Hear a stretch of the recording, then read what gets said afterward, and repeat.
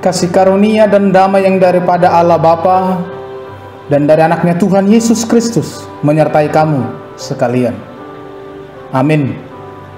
Horas salimanta sangahon 5 menit manangihon Tuhani, yang terambil dari Yakobus 4 ayat 15.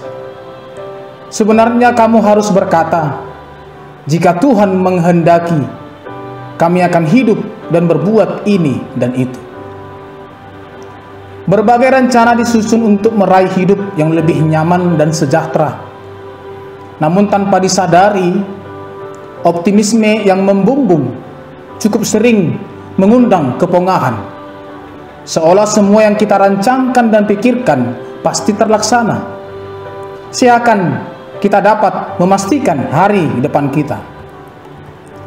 Di zaman yang serba modern ini, kebanyakan orang tidak lagi melibatkan Tuhan dalam setiap perencanaan hidupnya, karena mereka merasa diri mereka mampu menentukan langkah hidupnya.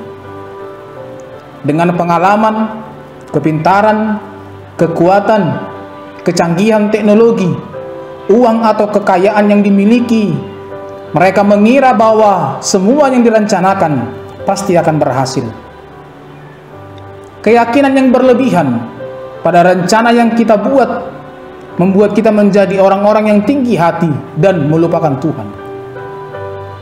Engkau berencana, padahal kamu tidak tahu apa yang akan terjadi besok. Apakah arti hidupmu? Hidupmu itu sama seperti uap yang sebentar saja kelihatan lalu lenyap. Maka bagaimana harus menata hidup dalam waktu yang seperti uap itu? Rasul Yakobus menasihatkan agar umat percaya tak mengandalkan diri sendiri, tetapi memikirkan apa yang dikehendaki oleh Tuhan. Maka mari belajar berkata, insya Allah, jika Tuhan menghendaki. Itu merupakan ekspresi ketundukan kepada kedaulatan Tuhan dan mengakui bahwa Dialah pemegang kendali atas kehidupan kita ini. Tidak ada yang salah pula untuk bersikap optimis, namun kita tidak boleh membanggakan diri berlebihan, seolah kita sendirilah pengendali kehidupan ini dan masa depan kita. Kita harus bergantung kepada Tuhan sepenuhnya dalam perencanaan kita. Melibatkan Tuhan dalam setiap perencanaan berarti mengakui kebergantungan dan ketidakberdayaan kita di hadapannya. Kita yakin bahwa tidak ada sesuatu apapun yang terjadi terpisah dari penentuan dan penetapan kehendak Allah. Bahkan hal-hal kecil sekalipun dalam kehidupan kita tidak diabaikan oleh mata yang melihat segala sesuatu. Rambut kepala kita pun terhitung semuanya.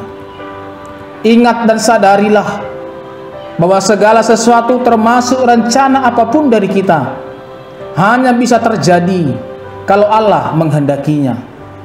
Maka jangan melupakan Tuhan dalam perencanaan.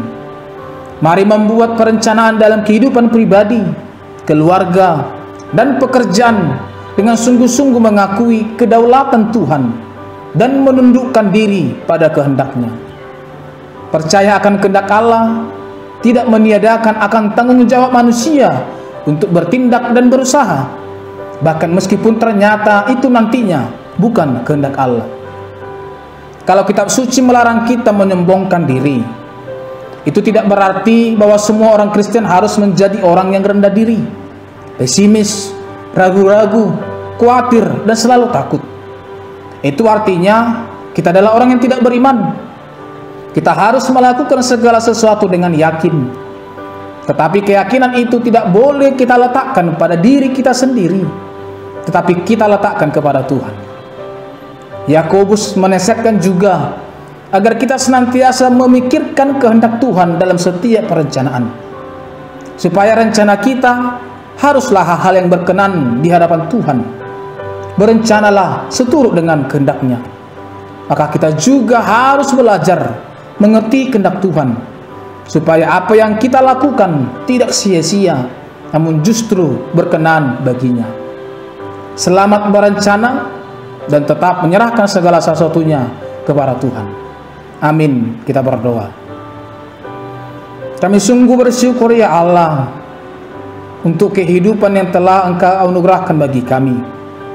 Pada pagi hari ini ada begitu banyak hal-hal yang sudah kami rencanakan untuk kami lakukan.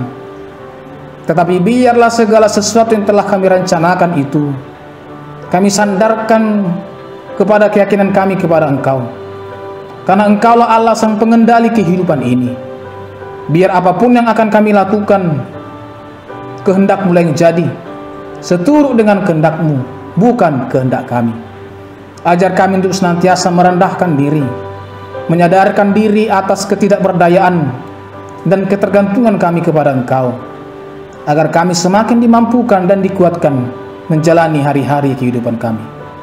Anugerah Tuhan kita Yesus Kristus, kasih setia Allah Bapa, dan persekutuan Roh Kudus kiranya menyertai kamu sekalian. Amin.